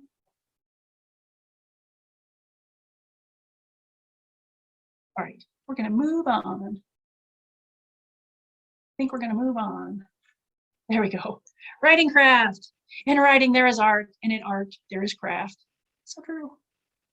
And I think the more, for me, the more I write, the more this becomes true. Okay, so this looks like you're just like, wow, there's too much. And that's because there is too much craft to talk much about it. So I'm actually gonna run through this faster than the other ones, I think, just because there's so much. And for me, craft is something like if it's not working, or again, you're having that point where you're stuck, like, and you don't know what to do. Sometimes the answer isn't to push through, because if you give yourself a little breathing room, this like log jam that you've come up against will release on its own, will relax on its own, and you figure it out on its own, rather than having to try to like take your chainsaw and go through all the logs. You can just like take a break and think about, if your story's not working and it's stuck, you might look at the point of view, right? This isn't like a brainstorming thing, because there's only so many points of view going on, right? But if you're writing in first, you might see what happens if you write it in third, right? Instead of I, you're going to like her or she, or vice versa, right? Maybe if you write it in first person, it will open up things to you. And all you need to do is like set an alarm, right? 30 minutes. And then write in a different point of view, and then see how you feel when it's done, right? If you're like, well, it kind of feels I could do either one, well, then my advice would be to stick with the one you've already done all the work on. Or you may be like, ooh, this opens up everything. This has because first and third, even close third, they feel different, right? Past tense, present tense, you can mess with that as well. And see, I wouldn't do it just to do it, just for fun. But if you don't know what's wrong and you're just like, it doesn't feel right, you might make those sort of adjustments and see what happens when you do. Because there are plenty of stories of people who wrote their entire novel and then went, you know what, I think this has to be in first, and then had to rewrite it, the same plot, but through a different lens. And although it's daunting and horrible, same with changing tense. I don't know, anytime, sometimes when I'm writing, and I usually write in past tense, but every once in a while I'm really in a scene and I'll realize like for 2 pages I've been in the present tense. I'm like, oh man, you got to go back and change everything. Like things still happen, you have to go back and change it. And it's a pain. But sometimes like if that happened early in a draft, I might say like, maybe this whole thing was supposed to be in present tense. And so it's just something that you can look at to change if you're not sure what to do, and see if that loosens up something. But I would say if you feel confident, I wouldn't do it just to do it. I would only do it if you're like, if you've been thinking about it, maybe this would be better in a different point of view. Pacing. So there's two different things in terms of pacing.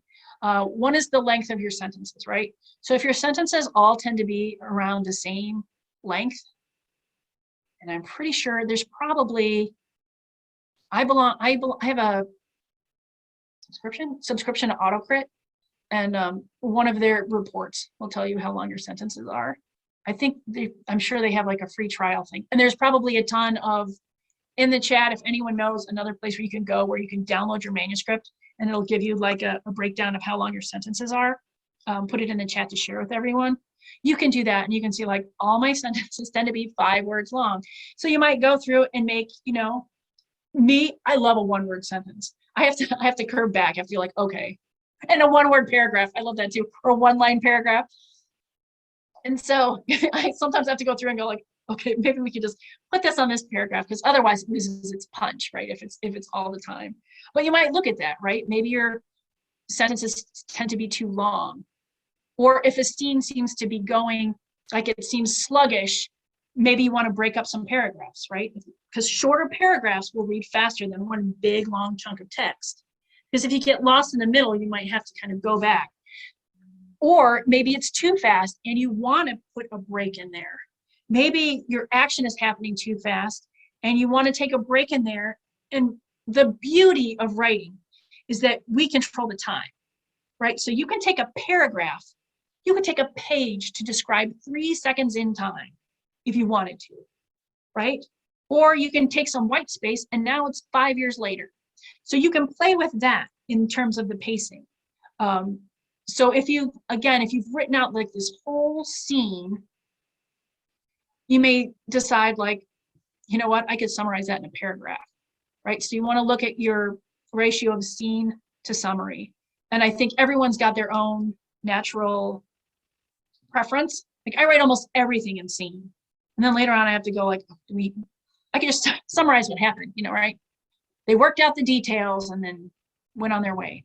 You don't need 3 pages of them working out the details if the details aren't important. So you can take a look at your manuscript and find ways where you can condense or when you can expand. That's also the beauty if you have a critique partner or a critique group. They'll often tell you like, I don't need to know all this, or I want to know more about this. Give us more of this. What happens in this moment? So you can take that and go through and find places where, again, if you're stuck, you can go back to what you've already written and say like, what if I wrote this in scene? You can also say like, what happened 5 years ago and write that in scene or in summary, or find another way. So you're still connected to your story, but you're just kind of like building below the surface of your iceberg, right? You don't have to, all the writing you do doesn't have to be iceberg. It could be the stuff underneath. If you want to sort of unstick your story and stay in it and give yourself some time. The other thing is when you're stuck, maybe that's not the time to work on your weak spots, right? If I'm stuck, I don't want to have to, write setting, right? If I'm stuck and I don't want to write, making myself write the thing I like to write the least is not a good idea. But, I like to write dialogue. It's one of the things I like to write. My favorite thing to write is alternate consciousness. Everything I write, someone's either got a headache or they're drunk or drugged or they're having a panic attack. And then all of a sudden the world is a little different and things have an aura or they're glassy. Like to me, like I could write that all day long. It's like, yeah.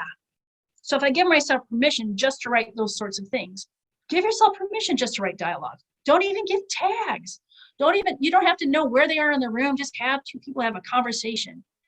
Even one that you never intend to put in whatever you're writing, just to sort of get yourself in or get into the groove of the book. Now you can't do that as like as a lifestyle, because eventually your book is going to need some setting. your dialogue is going to need some tags. So you don't want to do like all the things you love and then leave all the things you hate to the end, because then you'll never finish. But just when you're in the flow and things aren't working, that's something you can take a step back and see what you're doing that you like, that you can do more of. Can you do more dialogue? Because, you know, if you read books, there are books that are heavy dialogue, and then there are some where there are hardly any. And so you can write to your comfort zone and write to your strength, and then give it to your critique partners. And if they're just like, this conversation goes a long time, then, you know, cut it down later. But when you're stuck, it's not the time to be so hard on yourself. Swerving versus committing. This is a concept I learned from Goldie Goldblum. And it's kind of like what happens when you don't carry through on your emotional resonance. So if someone like walks out on somebody else in your novel, and then the very next chapter, they're like talking to their mom about their job promotion, like that's like a swerve, like someone just left you. We need to see you processing that. We need to see the character thinking about it. We need that devastation emotion to be in the next scene. And if you don't do it, if you don't comment on, if someone comes in the room and they're all bloody and no one says, what happened? Then you're swerving. It's like, that's, people read it and they go like, why isn't anybody asking what happened? And you don't want that. That can like get you stuck, because you don't want to write what happens, or you don't want to bring the emotional resonance through to the next one. So you can take a look at your work and see where you're doing that and make adjustments. And then my favorite thing is irony. And I got this from Matt Bird, and he wrote The Secret Story. That's in the resource guide. And he talks about expectations. So I actually do a pass for this. So how I do edits is I edit in chunks.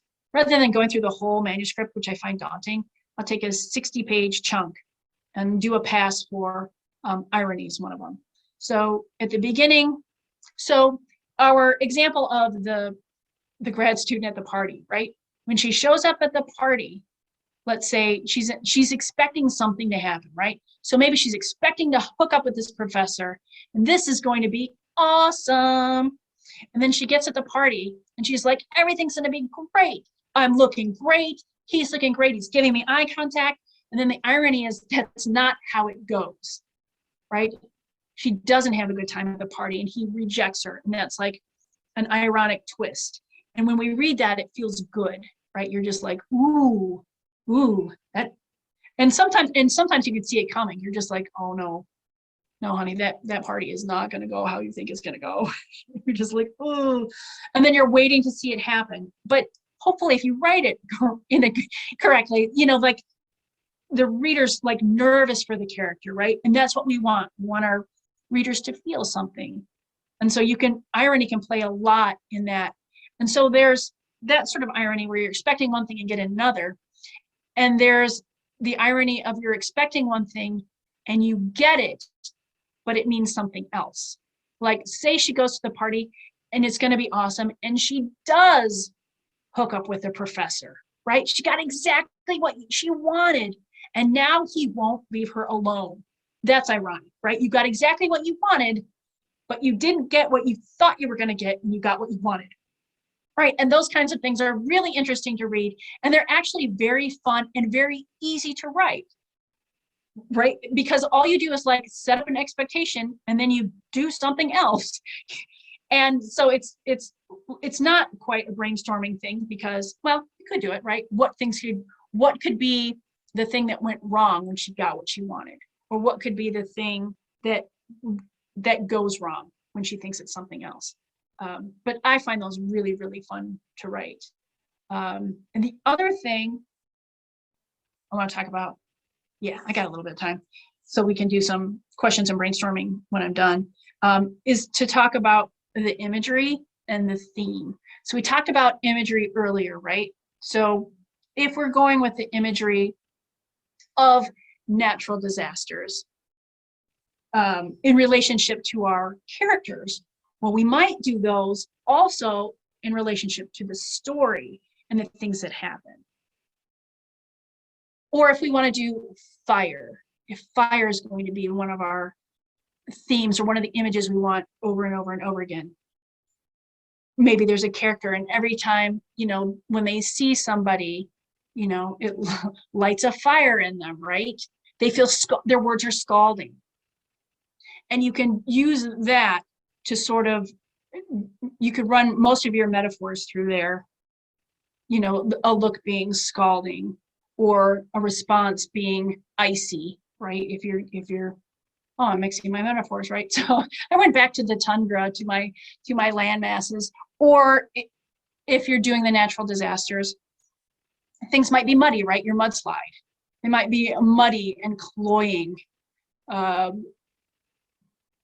Quicksand, right? Quicksand could be, again, when you're brainstorming, you have the right to stretch as far as you want.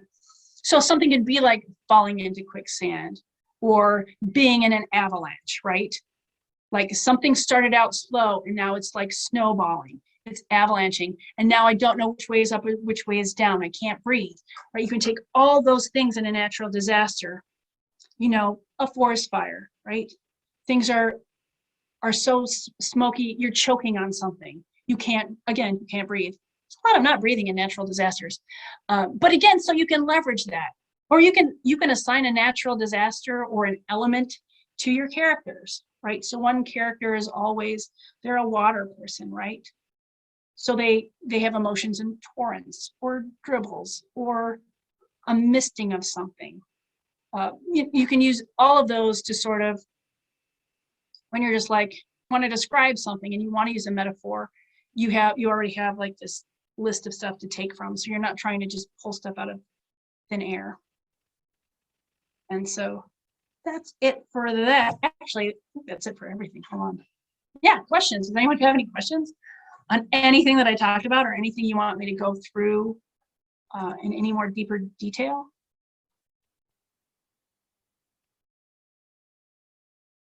Now's your chance.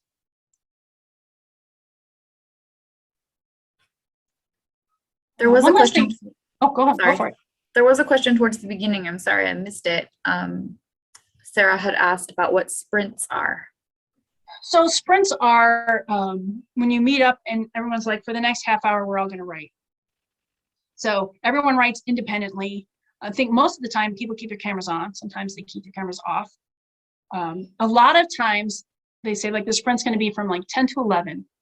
And so from 9:45 to 10:15 or 10:10, they'll chat. You can chat with people like, what are you writing? What's going on? How's it going? What kind of stuff do you write? That sort of thing. When you join a group and you're there all the time, then you're just asking for updates, right? How's that short story going? That sort of thing. And so you kind of have that community. And then you also have accountability because then for the next 50 minutes, everyone writes independently. And you're more likely to write if you're in a group of people who are also writing.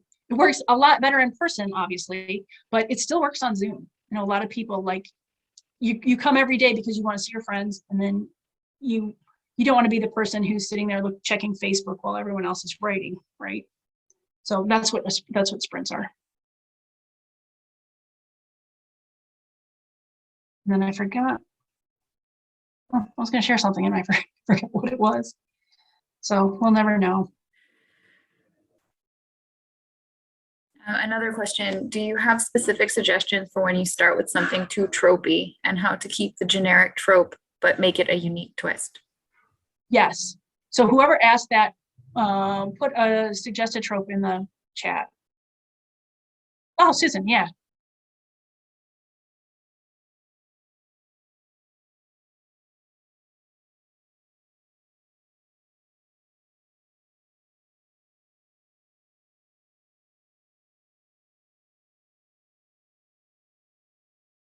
Female wanting to bond over men.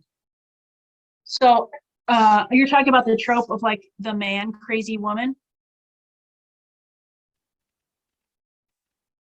Okay. All right, everybody. Let's take 2 minutes and think about, so a trope of a woman who is obsessed with men. And you don't want it to be like the stereotypical, like catty, shallow person. What are some things that this character could do or be that would make that trope something that's less tropey, that's more three-dimensional? How do we give that a woman who's obsessed with men more dimension? All right, so let's take 2 minutes and then we'll all put it in the chat for Susan. On your mark, get set, go.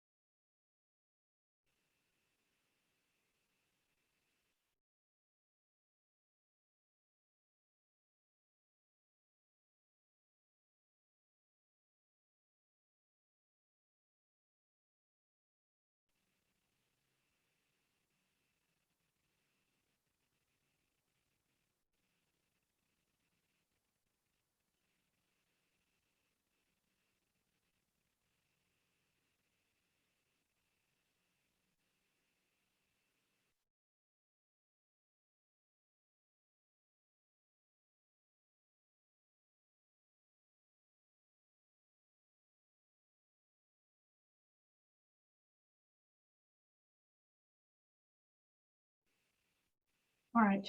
Now, I don't know about everyone else, but I found this one was a little harder for me than the other one. So I don't have as many, but then again, we only had 2 minutes. So the first thing, again, everyone put your stuff in the chat for Susan. So I said you could give her a hobby, right? Something else that snags her interest. An interest in other women that start as like a jealousy or an emulation. That was something I think that would need to be brainstormed to drill down, because that's like too weird. She's funny about it or embraces it. She's like, yeah, I'm man crazy and I don't even care. Like, you know what? I just like me some men. It's like if she's, instead of being like devious about it, which is I think the kind of like, I think the trope is like, all she cares about is men, and so she's catty to other women. But maybe she's not. Maybe she's like, hey, how did you snag that guy? Good job.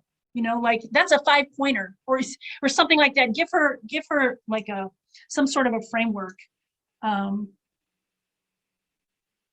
Yeah, not invested, makes it a game, right? She seems man crazy, but she's just kind of, maybe she's just bored. I think maybe that's I think maybe what you might want to do is brainstorm why. Why is she man crazy? And then pick something that's very interesting, right? Like she's bored. She's just crazy into men because she's bored. Or maybe she finds men more interesting than women, right? So it seems like she's only obsessed with men until she meets a woman who's has like a same shared activity, like diving or something like that. Maybe she's distracted by nail color or something else or something weird. Maybe she's like what's your like she's all about scents. Like, I love men because they smell so good, and women, their scents give me a headache. Like find something weird and interesting. Maybe she loves to dance. Like she's man crazy. She's like, or distracted by something, right? So she's like on the prowl and she's like, oh my God, I love this song. And she's off on to the dance floor. And it's like, what's going on with that? It makes her, I think, more interesting. Oh, and then I can't even, and then there's one more thing and I can't read my own handwriting. She loves something. Looks like cartoons, but I know that's not what it is. Or maybe she also loves dogs or something like that. Or maybe in her motivation, she's looking for attention and women don't give her the kind of attention that she wants or enough attention and stuff like that. So I hope that helps. Does anyone else have anything they want to brainstorm for their actual work or just for fun too? Like what would be interesting?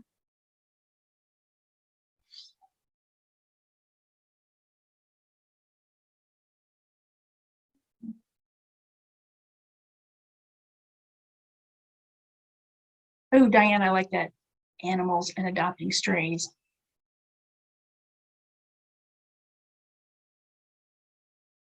And also like someone who's man crazy, might be someone who was, abused as a child, right? Sexually abused. And now that's like sort of everything she sees is a lens through is her sexuality. Again, it depends on what your genre is, right? So if you're writing like a romantic comedy, you might not want to have something that dark in one of your characters' past. Let's see. Oh, that's a long one. Oh, okay. All right, we got one more, you guys. Let's see. An amateur sleuth is trying to investigate a murder to clear her friend who is the main suspect. He doesn't want to tell her what is going on because it would put her in danger. The only other person who knew was murdered. Ooh, is that enough? Do I have to have something else? He doesn't think she can do it subtly enough. Okay, so let's do this. So that's like a thing that happens a lot of times, right? When you're reading a book and it's kind of like, I'm sure we've all read it, like there's a killer on the loose, and then the protagonist, for some reason, agrees to meet him in an abandoned warehouse and tells nobody where she's going. And you're just like, why are they so stupid, right? And so that's like a point where brainstorming where you might want to sit down and go like, okay, why would a smart person do this, right? So let's kind of do this. So what would be a reason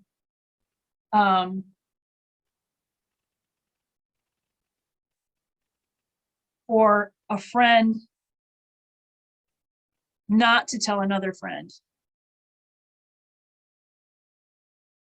something dangerous that's going on with them right now? So if they're something bad is happening, why would a friend not tell another friend what it was? All right, 2 minutes. On your mark, get set, go.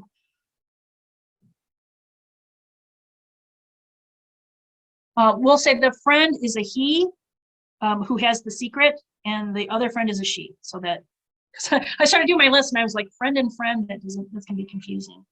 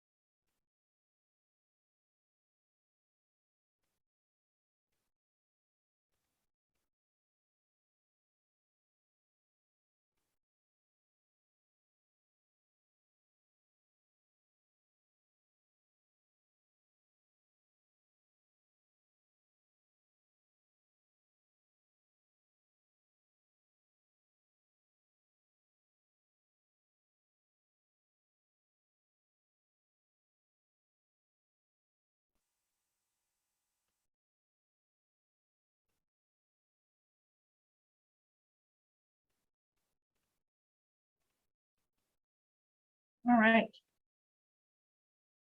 All right, so if everyone can put your ideas in the chat. Here's what I came up with. He thinks she's too fragile.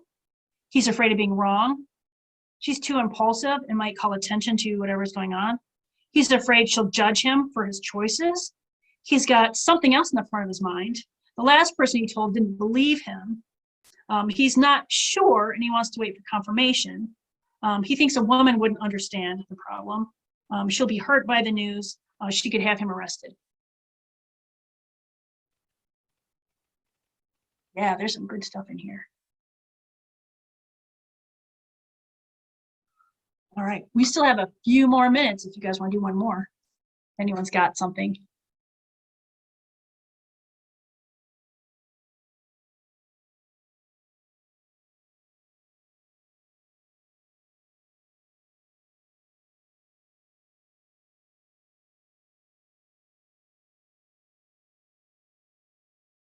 Oh, it looks like Susan had even more. Hold on.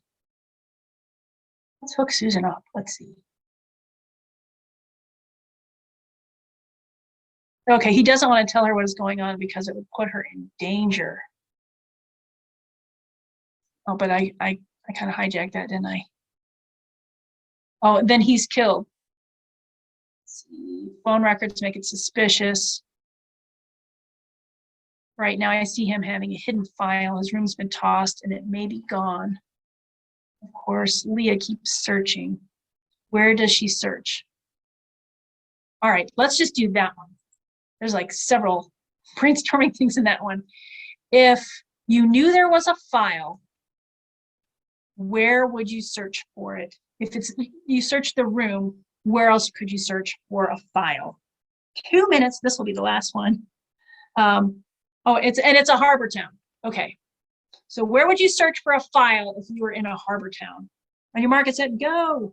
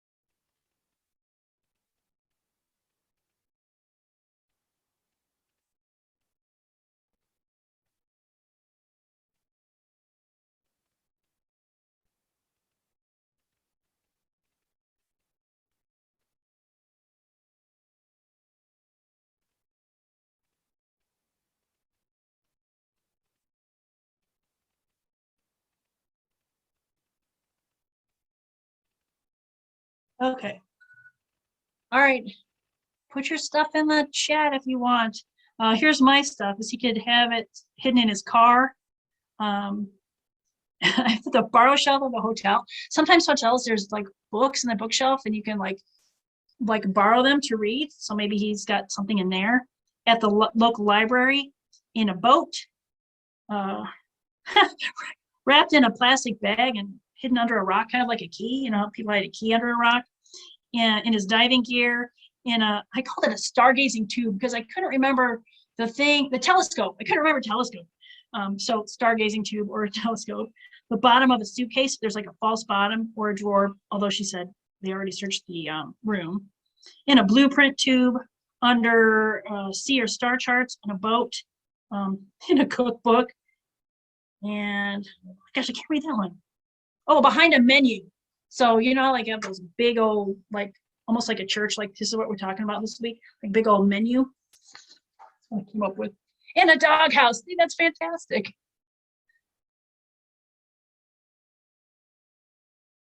All right. I hope that helps you, Susan. All right, so that's our time right now. Is there any last questions anyone wants to ask or anything? You're like, please, let's brainstorm one more that you need. Let me know. Otherwise, we can all be off on our Saturdays. Thanks, Karen. All right. Oh, and then the last one, of course, if you want to get in touch with me, here's all my stuff. And then Larissa's going to be sending everyone the slide deck and the resource list. But if you, as I said in the beginning, if anyone has any questions or you want to talk to me or ask me anything, or if you're just like, if you can't find anyone to brainstorm with you, contact me. I like to be contacted, so don't feel like I'll be bugging me or anything like that. Reach out any way that you want to, and I'm happy to help. Really, really would. Yeah, I just want to thank you, Holly, for being here today, for participating in LitFest. You've been a great presenter. I really appreciate you. Oh, it's been so fun. Thank you for having me. This was awesome. Absolutely. Maybe we'll have you back a little later in the year to do a different topic. Sweet. Awesome. All right. Thank you, everybody. I hope this was really helpful, and that it sometimes I find, like, if you're really stuck, you can, this is what I was going to talk about earlier. You can attend any kind of craft lesson and it might unstick you.